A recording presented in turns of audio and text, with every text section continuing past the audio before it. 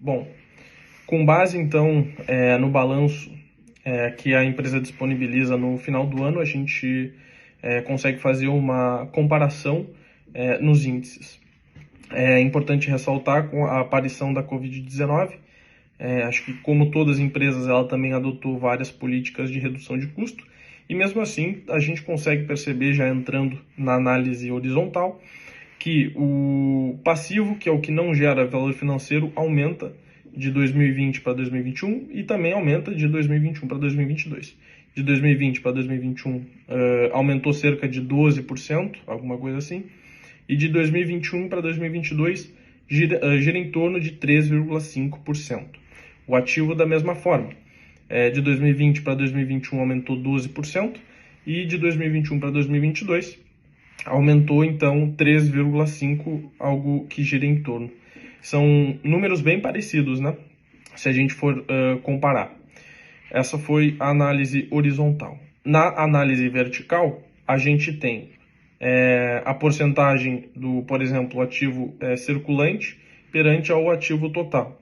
Sempre, todos os anos, a gente tem números 2020, 2021 e 2022, algo parecido com 45-55.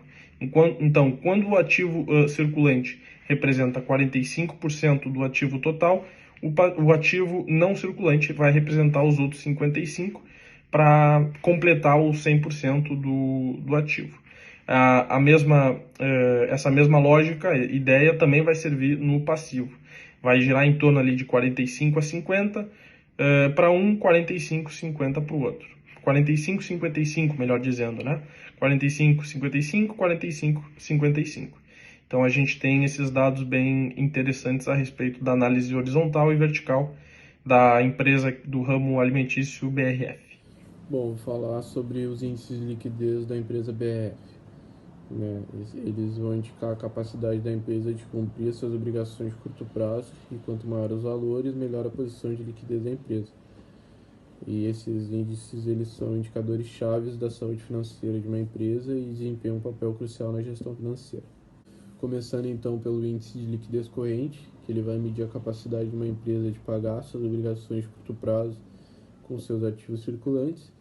Em 2020, a BF ela registrou um índice de liquidez de aproximadamente 1,48, e isso significa que a empresa ela estava em uma posição favorável para honrar suas obrigações de curto prazo. No entanto, ao longo dos anos, esse índice ele vai diminuir para 1,24 em 2021 e 1,19 em 2022.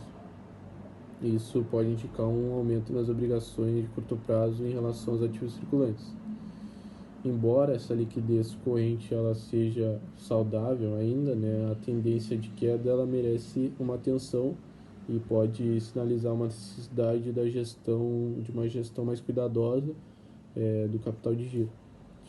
Agora, sobre o índice de liquidez seca, que vai desconsiderar o estoque e vai fornecer uma visão mais conservadora da liquidez da empresa. Em 2020, a BF ela apresentou um índice de liquidez seca de aproximadamente 1, e nos anos seguintes essa medida também apresentou uma queda, né, atingindo 0,81 em 2021 e 0,89 em 2022. E essa tendência ela vai sugerir que a empresa BF ela pode estar enfrentando desafios na sua gestão dos seus ativos líquidos. Agora, a liquidez imediata ela vai considerar apenas o caixa e os seus equivalentes em relação ao passivo circulante. Em 2020, o índice foi de aproximadamente 0,49, em 2021 0,35 e em 2022 0,37. Isso vai sugerir que a empresa ela manteve uma reserva de caixa para cobrir as suas obrigações de curto prazo. Por fim, vou falar sobre a liquidez geral, que vai medir a capacidade de uma empresa de pagar todas as suas obrigações, tanto de curto quanto de longo prazo, com seus ativos totais. Ao longo desses 3 anos, a BF ela demonstrou um aumento nessa liquidez geral, passando de aproximadamente 1,34 em 2020 para 1,42 em 2022. Isso significa que vai sugerir uma posição financeira mais sólida e uma gestão financeira eficaz durante esse período. Índice de endividamento da BRF.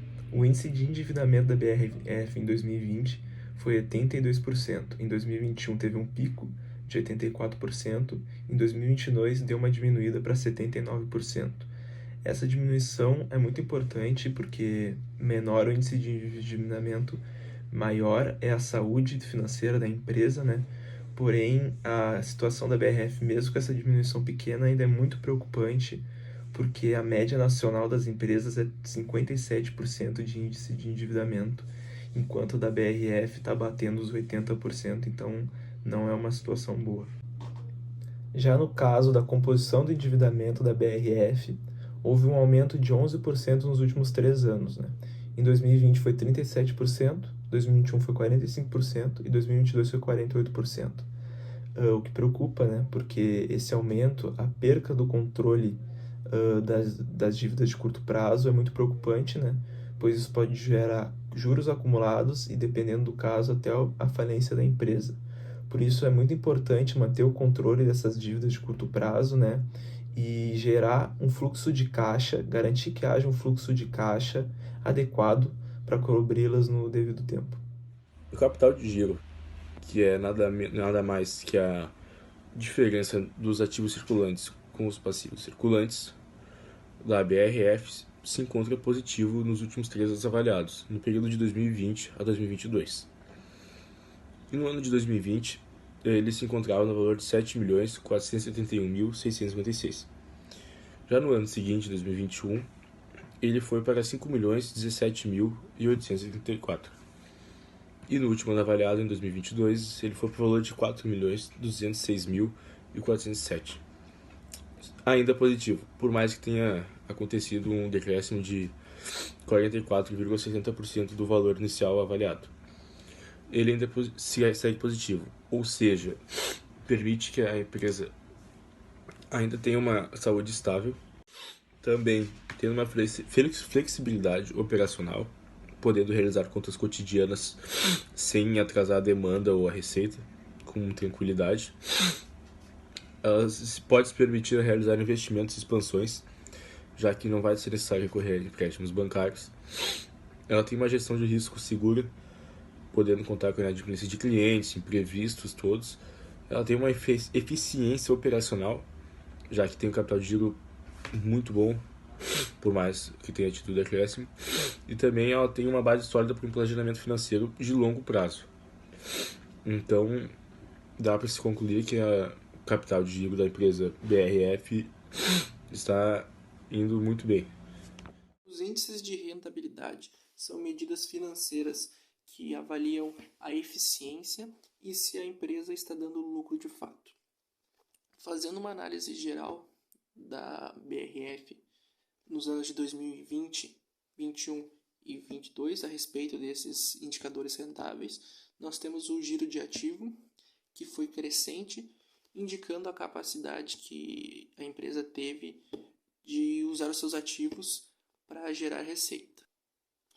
Esse indicador citado ele é positivo, só que referente aos indicadores do retorno sobre o investimento, da margem operacional, do grau de alavancagem financeira, do retorno sobre o patrimônio líquido, do EVA e do EBITDA, a gente observa uma tendência de uma variação decrescente.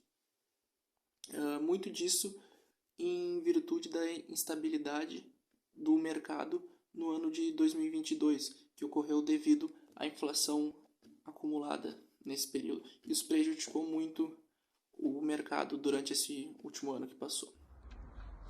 Bom, analisando o ciclo operacional e o ciclo financeiro da empresa, a gente utilizou 2 períodos para fazer essa análise, 2020 a 2021 e 2021 a 2022. Com o prazo médio de estocagem de 77,82 dias e o prazo médio de recebimento de 30,69 dias, no período 1 o ciclo operacional foi de 108,51 dias.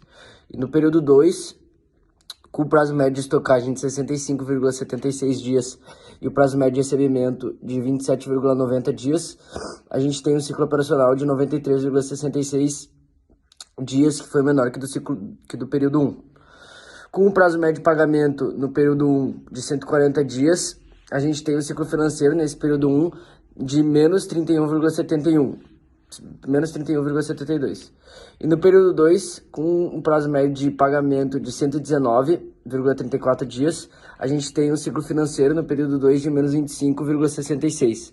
Isso quer dizer que, por esse número estar negativo, isso quer dizer que a empresa tem uma folga entre o pagamento aos seus fornecedores e o recebimento. Ou seja, quando eles vão realizar o pagamento, eles já receberam, em média, o valor de suas vendas. Bom, tudo que foi mostrado anteriormente, juntamente com os números apresentados, traduz o que foi a situação da BRF nos últimos anos, com as constantes trocas no comando interno da empresa, e sua própria BRF admite que foi prejudicial para que ela pudesse atingir um crescimento, e essa situação acabou estourando agora em 2022, com essa piora falada no mercado. Em contrapartida, né, trazendo perspectivas de melhora, a Associação Brasileira da Indústria de Alimentos projeta um crescimento de mais de 10% nesse setor do mercado para o ano de 2023.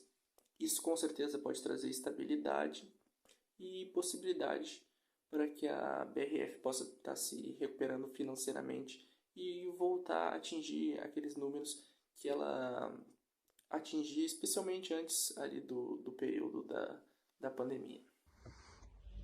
Bom, apesar de um aumento nominal considerável no aumento de receita líquida da empresa BRF no período analisado, para fazer essa projeção, que foi o ano de 2021, 2020 e 2022, a gente vê que, além desse aumento considerável na receita de vendas, a gente vê que o custo do produto vendido aumentou bastante também, sendo que era de 76% em 2020, passou para 79% em 2021 e 84,9% em 2022. Então é um aumento bem expressivo.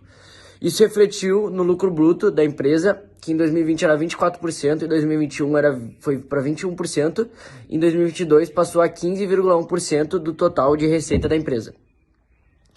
Esses dois dados refletiu no resultado de exercício, que foi piorando ao longo do tempo. Passando de 2020 foi positivo 1,4 bilhões, em 2021 passou para 437 milhões de lucro no resultado do exercício, e em 2022 deu um prejuízo de 3,1 bilhões, que é um valor bem considerável. A principal causa dessa retração nos resultados da empresa foi um momento conturbado que se vivia tanto localmente quanto mundialmente. A instabilidade política do Brasil, mais o aumento de custos de produção, que foi pressionado pelos preços da commodities, pelas restrições da oferta de insumos e pelos preços de energia, causou uma forte retração para o setor como um todo. Mesmo com esses números ruins, a BIA, Associação Brasileira da Indústria de Alimentos, ela prevê um aumento de 10,2% para 2023 no setor de alimentos como um todo. Então, o cenário é positivo para esse setor aí que a BRF faz parte. Portanto, dito isso, a gente chegou a uma projeção favorável para o ano de 2023 e para o ano de 2024, prevendo que a BRF, com um cenário mais estável, vai manter esse aumento de vendas, aumento de receita que ela vem tendo, e com um cenário mais estável ela não vai ter um aumento nos custos, talvez até baixando, e isso vai refletir no resultado do exercício, trazendo um número mais positivo ainda para a empresa.